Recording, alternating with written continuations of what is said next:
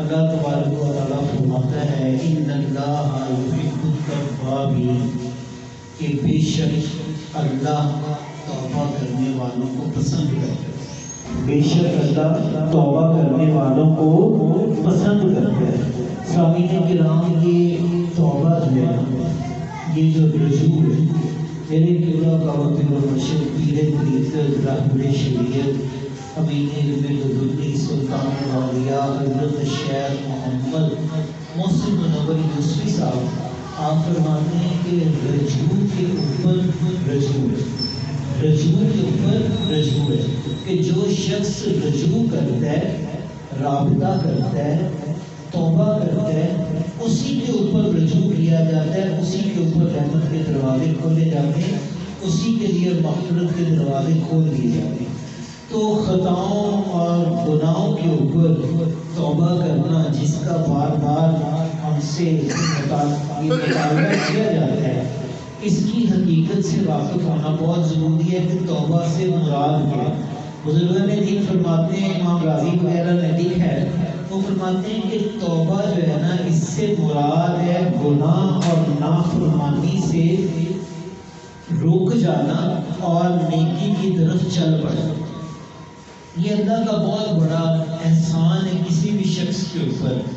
اگر آپ اپنی زندگیوں کے اوپر غور کریں تو آج انسان کی زیادہ سے زیادہ جو ایوریج پاکستان کے اندر لوگوں کی زندگی ہے وہ کتنی ہے؟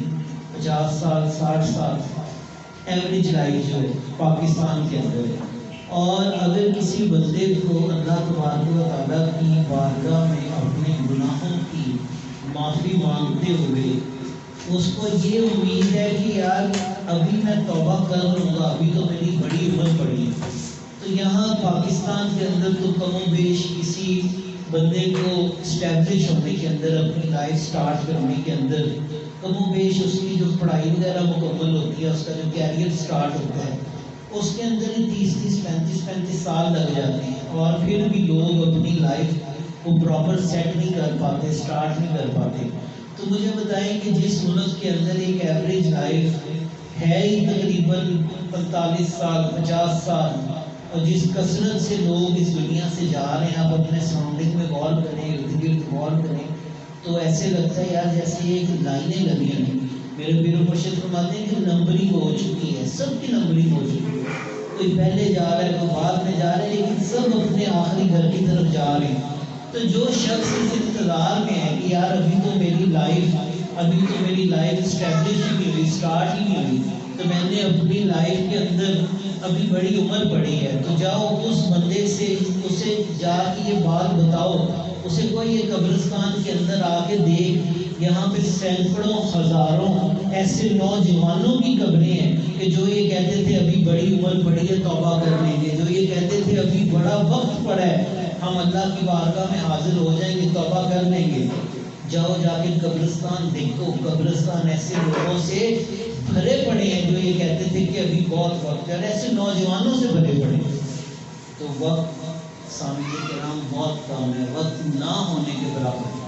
میرے قبلہ بابا پیر و مرشد نے یہ 15 شعبان کی رات میانی صاحب عرس کے اندر انہوں نے یہی وہاں پہ دوستوں کو یہ بات کہی، انہوں نے فرمایا کہ بیٹا یہی وقت ہے، آج کا جو دن ہے نا، یہی وقت ہے توبہ کرنے کا، اللہ کی بارگاہ میں حاضر ہو جانے کا، مغفرت کو طلب کرنے کا۔ جیسے امام راضی فرماتے ہیں کہ توبہ گناہ اور نافرمانی کے کاموں سے رک جانا اور نیکی کی طرف لوٹ جانا، اور اہل طریقت کہتے ہیں کہ نیکی کی طرف اس طرح لوٹو کہ جیسے کچھ دوڑتا ہوا نیکی کی طرف جاتا ہے۔ امام شافعی رحمۃ اللہ علیہ فرمایا کرتے تھے کہ اگر تم اللہ کے راستے میں چل ہی پڑے ہو نا، اللہ کے راستے میں کوشش کر رہے ہو، تو اس راستے کے اندر آگے سے آگے قدم بڑھانا ہے، اس راستے کے اندر نیکی کے اندر استقامت اختیار کرنی ہے، نیکی کے کاموں کے اندر پیچھے مڑنے کا نہیں تصور کرنا۔ رکاوٹیں آتی ہیں، انسان جو نیکی کے راستے میں چلتا ہے تو بڑی بڑی رکاوٹیں آتی ہیں۔ سب سے بڑی رکاوٹ تو انسان کا نفس ہے جو اسے نیکی کے کاموں کے اوپر آمادہ نہیں ہونے دیتا۔ پھر ابلیس لعین ہے جو نیکی کے کاموں کے اندر رکاوٹیں پیدا کرتا ہے، اور اس ابلیس کی کئی شکلیں ہو سکتی ہیں، وہ آپ کو کسی نہ کسی دار کی شکل میں، کسی قریبی کی شکل میں کوئی نہ کوئی بات آپ کے دل و دماغ ذہن کے اندر، آپ کی نیکی کے راستے کے اندر ایسی بات کو کھڑی کرے گا کہ آپ کہیں یار میں نیکی بھی کر رہا ہوں اور پھر بھی میں پریشانی کے اندر ہوں، میں نیکی کے راستے کے اندر کوشش بھی کر رہا ہوں۔ بزرگان دین فرماتے ہیں کہ وہ راستہ اسی شخص کا روکا جاتا ہے جس کے منزل پہ پہنچنے کا خطرہ ہو۔ راستہ کس کا روکا جاتا ہے؟ جس کے منزل پہ پہنچنے کا خطرہ ہو۔ اب جو گھر سے چلا ہی نہیں ہے نیکی کے راستے کے اندر، تو مجھے بتائیں اس کے راستے میں رکاوٹ آئے گی؟ اس کے تو برائی کے کاموں کے اندر اسے آسانی اور سہولت بھی اثر آئے گی۔ نیکی کا کام کرنا کیوں مشکل ہے؟ کیونکہ اس کا اجر عظیم ہے۔ اللہ نے اس کا وعدہ کیا ہے کہ تمہیں ایسی جنتوں کے اندر داخل کیا جائے گا جہاں تم ہمیشہ ہمیشہ کے لیے داخل کر دیے جاؤ گے۔ تو بزرگ فرماتے ہیں کہ راستہ اسی کا روکا جاتا ہے جس کے منزل پہ پہنچنے کا خطرہ ہو۔ تو ابلیس لعین ہے، یہ انسان کا نفس ہے، وہ تو اس کو برباد کرنے کے اوپر تلے ہوئے ہیں۔ تو امام شافعی فرماتے ہیں کہ اگر نیکی کے راستے کے اوپر چل پڑے ہو نا تو واپسی کا نہ سوچنا، کوشش کرو کہ نیکی کے راستے کے اوپر دوڑو، نیکی کے راستے کے اوپر دوڑو۔ فرماتے ہیں کہ اگر دوڑ نہیں نہ سکتے تو تیز تیز چلو۔ فرماتے ہیں کہ اگر تیز چلنے کی بھی سکت نہیں ہے تو بے شک کونیوں کے بل ریگتے ہوئے چلو، لیکن واپسی کا راستہ ہرگز تم نے نہیں سوچنا۔ جب اللہ کے راستے کے اندر تم نے قدم رکھ دیے تو پھر تمہارا جو قدم ہے وہ آگے کی طرف آنا چاہیے، اس کے اندر کبھی یہ شیطان کے وسوسے یا نفس کے وسوسے کے اندر نہ جاؤ کہ یار دنیا کہاں سے کہاں پہنچ گئی، دنیا نے تو بڑی ترقی کر لی، مجھے میری سچائی نے کیا دیا؟ تو بھائی تیری سچائی کا اجر اللہ نے اس دنیا میں دینے کا تو وعدہ ہی نہیں کیا۔ تیری ایمانداری کا اجر وہ جس کو چاہے عطا کرے، اس کی مرضی ہے، لیکن اس نے وعدہ کیا کیا؟ اس نے وعدہ کیا کہ تمہیں ہمیشہ ہمیشہ کی سلامتی والی جنت کے اندر داخل کیا۔ اللہ تبارک و تعالیٰ قرآن کریم کے اندر کیا ارشاد فرماتا ہے کہ بے شک میں نے مومنوں سے خرید لیے۔ کیا خرید لیے؟ ان کے جان اور ان کے مال۔ میں نے مومنوں سے خرید لی ان کی جان اور ان کے مال۔ اچھا یا الہ العالمین، تمہیں خریدنے کا ہے تو خریدنے کا مطلب ہوتا ہے وہ قیمت بھی۔ خریدنے کا مطلب یہ تو نہیں ہوتا جی بس لے لیے، اس کی قیمت بھی پھر کچھ ہونی چاہیے۔ تو اللہ تبارک و تعالیٰ ارشاد فرماتا ہے میں نے مومنوں سے ان کی جان اور ان کے مال خرید لیے ایک وعدے کے عوض۔ ایک وعدے کے عوض۔ وہ وعدہ کیا ہے کہ سلامتی والے گھر کے اندر، جنت کے اندر داخل کیا جائے گا۔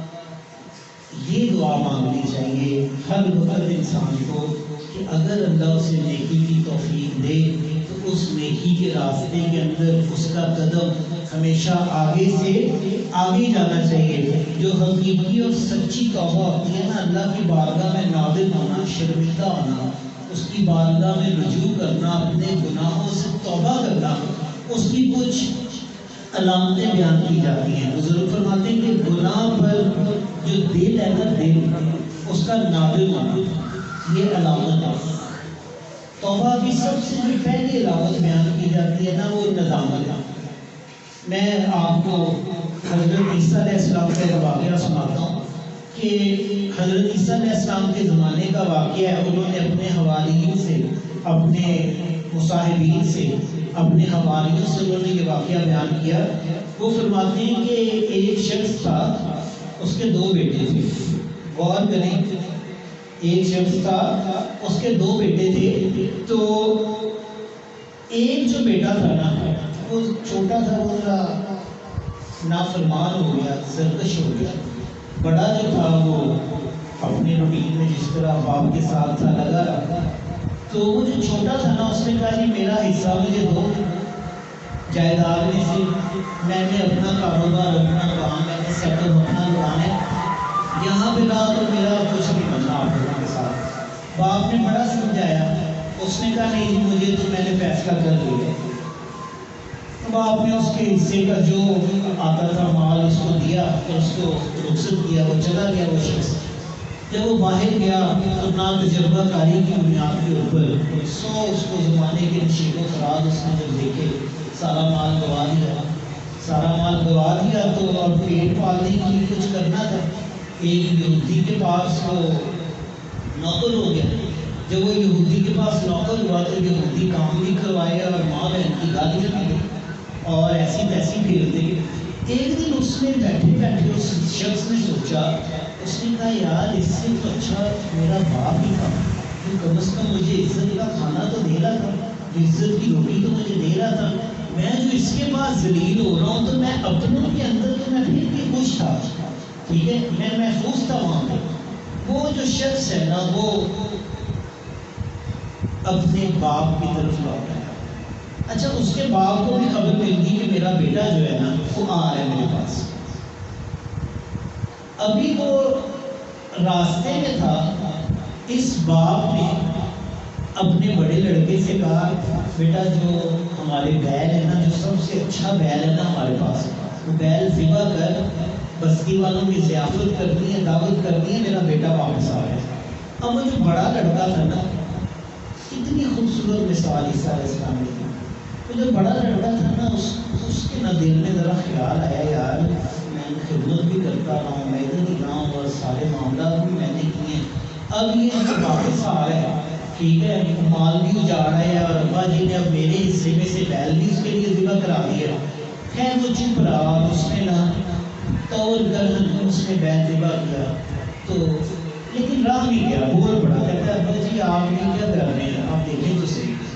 تو اس کا والد کہتا ہے تو نے دیکھا نہیں کہ اس زمانے کو ٹھنڈے کھا کے میرے پاس آ رہا ہے، تو نے دیکھا نہیں کہ اس نے در کی گدائی کر لی اور ہر جگہ سے جھکا دیا گیا، تو نے دیکھا نہیں کہ وہ ہر در سے نامراد ہو گیا، تو وہ میرے دروازے کے اوپر آ رہا ہے، تو میں اسے خالی کو پھیر دوں، میں بھی اسے خالی لوٹا دوں، میں تو اس کا باپ، میرے دروازے تو اس کے لیے ہمیشہ کھلے ہیں۔ اور سن تو جو یہ کہہ رہا ہے نا کہ میرے مال میں سے میرے حصے میں سے تم نے بیل اس کے لیے کر دیا ہے، تو یہ دیکھ کے نہ تیرے دل کے اندر میری فرما برداری اور میرے قربت کی وجہ سے عاجزی پیدا نہیں ہوئی، تجھے چاہیے تھا تو میرے حکم کو مانتا، تیرے دل کے اندر عاجزی کی بجائے تکبر پیدا ہو گیا، اور یہ بات تو اللہ کو پسند نہیں۔ عیسیٰ علیہ السلام نے یہ واقعہ بیان کرنے کے بعد فرمایا کہ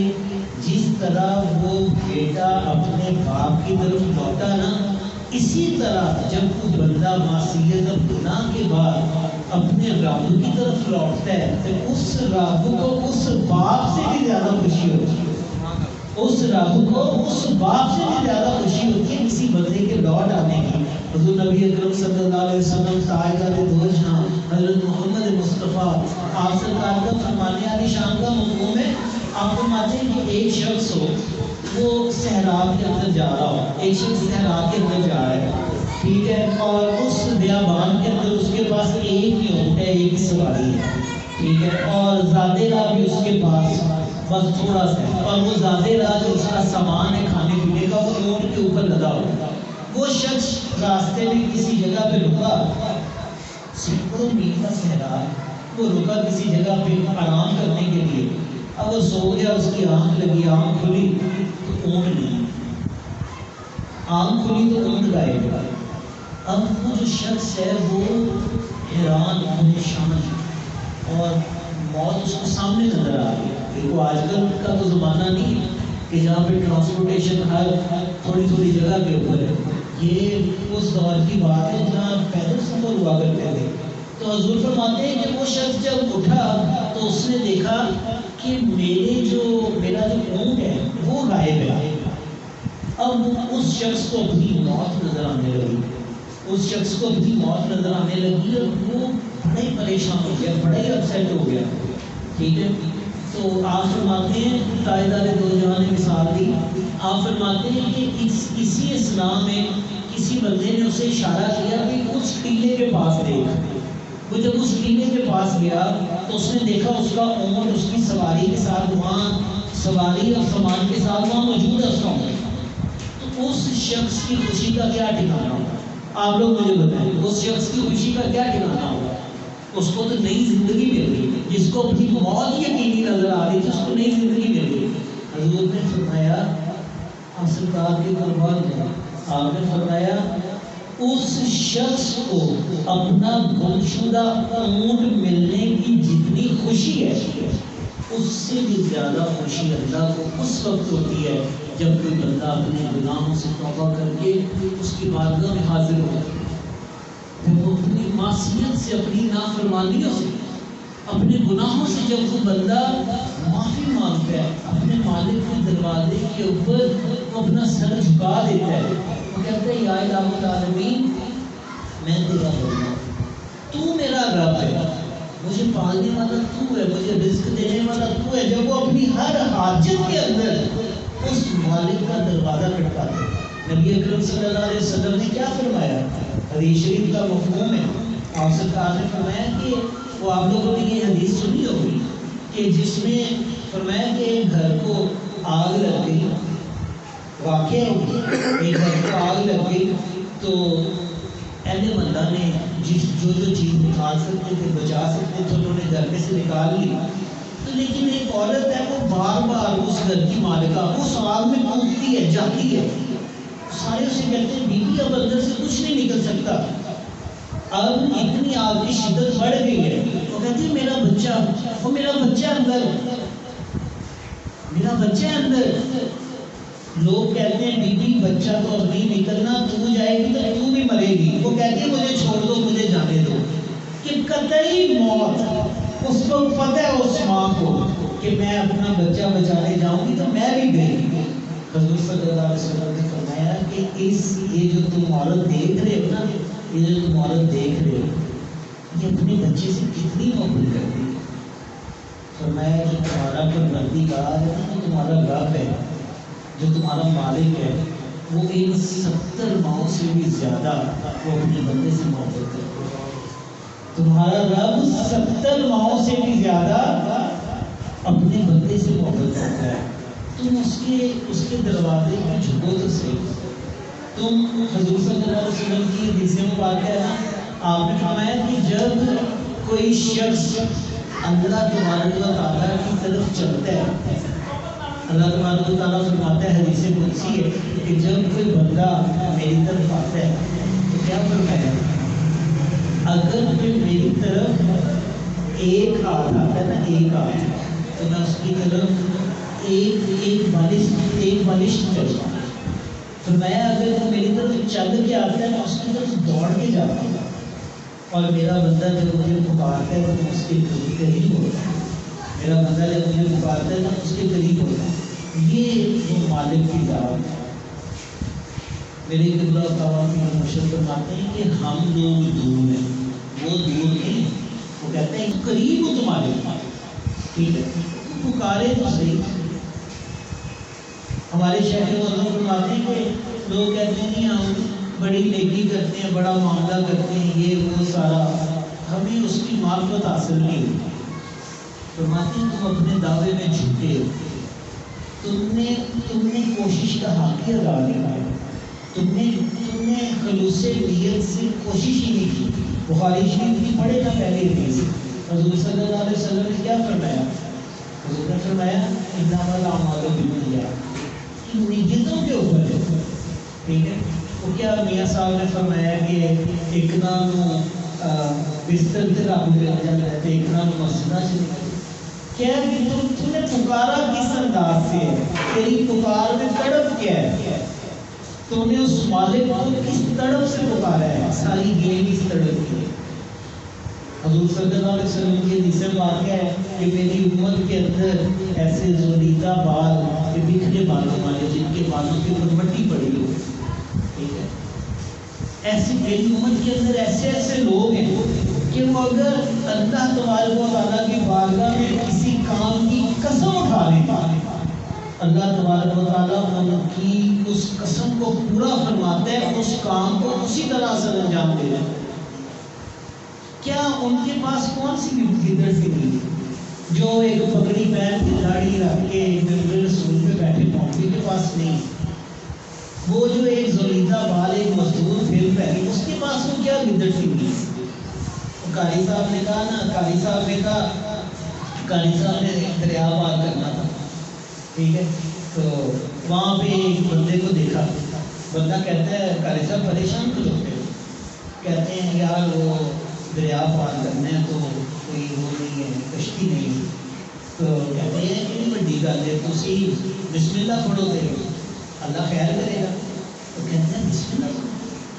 ٹھیک ہے, اس نے کہا آپ بسم اللہ پڑھو. آپ نے ایک جمعے میں کہا نہیں تھا بسم اللہ پڑھ کے جو بھی کام کرے وہ سر انجام وہ مکمل ہوتا ہے. تو اس نے کہا اچھا باقی, اس نے کہا ہاں. اس نے کہا اچھا پہلے تو جا, میں تیرے پیچھے آ. اس نے بسم اللہ پڑھی اور دریا پار کرے. قاری صاحب نے پڑھی اور اللہ کھا لیا. ٹھیک ہے, یقین یقین کیا حضور نے فرمایا اتنا کر اعمال و. ٹھیک ہے, وہ اقبال نے کہا تھا نا کہ وہ کیا ان کا شعر ہے کہ دشت و دشت صحرا بھی نہ چھوڑے ہم نے, بہر ظلمات میں دوڑا دیے گھوڑے گھوڑے. آج سب گھوڑے دوڑانے کے لیے نا ہمت اور یقین اور اس بات کے اوپر ایمان کہ مسلوز الاسباب مالک رزاق رب وہ ذات. جب اس کی طرف کو بندہ رجوع کرتا ہے, میرے شیخ مطلب فرماتے ہیں کہ آپ کو مانگنے کا طریقہ نہیں, آپ کو مانگنے کا طریقہ نہیں. جو بندہ یہ دعوے کرتا ہے, میں آپ کو اس کی ایک مثال دیتا ہوں. غالباً یہ شہنشاہ اکبر کا یا جہانگیر کا واقعہ, یہ کسی شہنشاہ کا واقعہ ہم نے پڑھا ہے کتابوں کے اندر. وہ ایک نا دربار پہ گئے ہوئے, مزار پہ گئے, اور جب اس مزار کے اوپر وہ گئے تو انہوں نے دیکھا ایک اندھا شخص مزار کے باہر بیٹھا ہے اور دعا مانگ رہا ہے, یا الہ العالمین اس صاحب مزار کی برکت سے میری آنکھیں جو ہیں یہ لوٹا دے. اچھا خیر, وہ کہہ رہا ہے, دعا مانگ رہا ہے کہ یا الہ العالمین میری آنکھیں عطا کر دے, مجھے آنکھیں عطا کر دے. تو وہ جب بادشاہ اس کے پاس سے گزرا تو وہی دعائیں مانگ رہا ہے, اندھا کیا چاہے وہ آپ. تو وہ جناب بادشاہ جب اندر سے سلام کر کے مزار سے باہر آیا تو اس کا نا وہی اس نے وہی دیکھا وہ مانگ رہا ہے. تو بادشاہ نے کہا اچھا میں نا جا رہا ہوں اندر دوبارہ مزار پہ, اور اگر میرے واپس آتے تک تیری آنکھیں تجھے نہ ملی تو میں نے تیرا سر قلم کر دینا, میں نے تیرا سر قلم کر دینا. ٹھیک ہے, تجھے کتنا عرصہ ہو گیا یہاں دعائیں مانگ رہے ہیں؟ کہتے جی مجھے تو 2 سال ہو گئے, 3 سال ہو گئے دعائیں مانگ رہا ہوں, آنکھیں نہیں ملتی.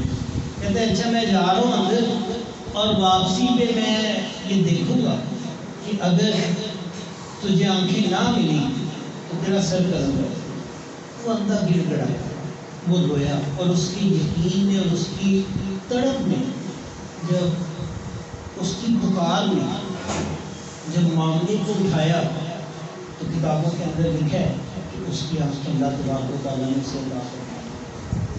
آپ مانگنے والے بنے, اس کے خزانوں میں کمی نہیں. خیر موضوع چل رہا تھا توبہ کے عنوان کے اوپر, تو بزرگان دین فرماتے ہیں کہ جو گناہ کا ارادہ ہے نا اس کو بھی ترک کر دینا. کہتے ہیں نیک آج کے زمانے میں اللہ ماشاءاللہ نیک وہ ہے جسے برائی کا موقع نہیں ملتا. یہ ڈیفینیشن کسی نے کہا یار نیکی کی ڈیفینیشن کیا آج کے زمانے میں؟ اس نے کہا بھائی نیک وہ ہے جسے برائی کا نا موقع نہیں ملتا. گریبان میں بندہ جھانکے اس بات کے اوپر, ہر بندہ اپنے گریبان میں خود دیکھے کہ یار میں کتنا نیک ہوں, کیا میں صرف اتنا ہی نیک ہوں کہ مجھے برائی کا موقع نہیں مل رہا, یا مجھے برائی کا موقع مل جائے گا تو میری نیکی کہاں سٹینڈ کرے گی. غالباً وہ ایک تذکرہ تو آ گیا, میں ایک بزرگوں کا نام ہے, ان کا نام ہی کستوری یا اندر کے نام کے اوپر ان کا نام پڑ گیا. تو وہ ایک تاجر کپڑے کا کام کرتے تھے نوجوانی کے عالم میں, 12 14 15 سال کا نوجوان لڑکا. ایک سلطان کی وہاں آئی خاتون, تو اس نے دیکھا کہ وہ لڑکا جو سیلز مین جو کپڑا بیچ رہا ہے دکان کے اوپر, اس کی اس پہ نیت خراب ہوئی. اس نے اس کو بہانے سے اپنے گھر بلانا تھا. اس نے کہا یہ کپڑا یہ کپڑا تھان نکال دو. تھان اس نے نکالے اور کہتی ہے پیسے تو گھر رہ گئے تو تھان لے لی, تو آ جا ساتھ تو میں تجھے یہ کپڑے کی پیمنٹ کر دیتی. تو وہ جب کپڑا لے کے وہ لڑکا گیا اس خاتون کے پاس, اس عورت کے پاس, اس نے اس کو برائی کی دعوت دی. اس لڑکے نے منع کیا. اس نے کہا میں الزام لگا دوں گی, تجھے ذلیل اور رسوا کر دوں گی کہ تو یہاں پہ آیا تو تم نے میرے ساتھ دسترازی کی ہے, تو میرا تو جو خامد ہے وہ سلطان ہے یا گورنر ہے, میری تو ایسی کیسی ہوگی. وہ لڑکا کیا کرتا, مرتا کیا نہ کرتا. اس کے پاس کوئی آپشن نہیں بچی. باپ کے اوپر غور کرنا, اس کے پاس کوئی آپشن نہیں بچی بظاہر. اس نے کہا اچھا چلو میں تمہاری خواہش کو پورا کر دیتا ہوں, مجھے نا واش روم جانے پہلے. اور کتابوں کے اندر لکھا ہے کہ وہ لڑکا واش روم میں گیا اور اس لڑکے نے واش روم کے اندر جا کے اپنے جسم پہ ساری غلاظت مان لی, اپنے جسم پہ غلاظت مان لی اور دروازہ کھول کے باہر آ گیا. وہ عورت اس کے تو آسان کر رہا ہو, کہتی ہے پاگل کے پتر کو نکالو باہر, اس کو دفاع کرو, اس کو بھگاؤ یہاں سے, یہ تو مینٹل ہے. اور اس لڑکے کو انہوں نے اٹھا کے باہر پھینک دیا. اب وہ جو لڑکا ہے, بعض کتابوں کے اندر لکھا ہے کہ اس وقت کے جو کتب تھے وہ اس کو ملے اور انہوں نے اس کا وہ سارا جسم صاف کیا. اور بعض کتابوں میں اور بھی کافی ڈیٹیل لکھی. روایات کے اندر آتا ہے کہ وہ جس گلی سے گزرتا اس کے بعد اس گلی کے اندر کستوری اور عنبر کی خوشبو آتی اور مشک کی خوشبو آتی. یہ وہ لوگ ہیں جن کو اپرچونٹی ملے تو وہ اویل نہیں کرتے. بھائی آج نیکی کی ڈیفینیشن کیا رہ گئی ہے؟ آج نیکی کی ڈیفینیشن یہ رہ گئی ہے اللہ ماشاء اللہ جو مروجہ سسٹم چل رہا ہے, نیک وہ ہے جو جس کو موقع نہیں مل رہا. جس کو موقع مل رہا ہے میں نہیں سمجھتا اولیاء صالحین کے اندر ایسے نیک نفوس قدسیہ آج بھی ہیں جن کے دم قدم سے دنیا آباد ہے. یہ اس چیز کا انالیسس ہم لوگ خود کریں, اپنے گرے باتوں کے اندر خود جانیں. تو خیر ٹاپک تھا توبہ کے موضوع کے اوپر. اللہ تبارک و تعالیٰ کی بارگاہ کے اندر حاضر ہو جائیں. اللہ تبارک و تعالیٰ ہم سب کو توبہ النصوح کی توفیق عطا فرمائے. ایسی توبہ کہ جس کے بعد معصیت یا گناہ کا تصور بھی نہ. اللہ تبارک و تعالیٰ حق بیان کرنے, سننے, سمجھنے, اس پہ عمل کرنے کی توفیق عطا فرمائے.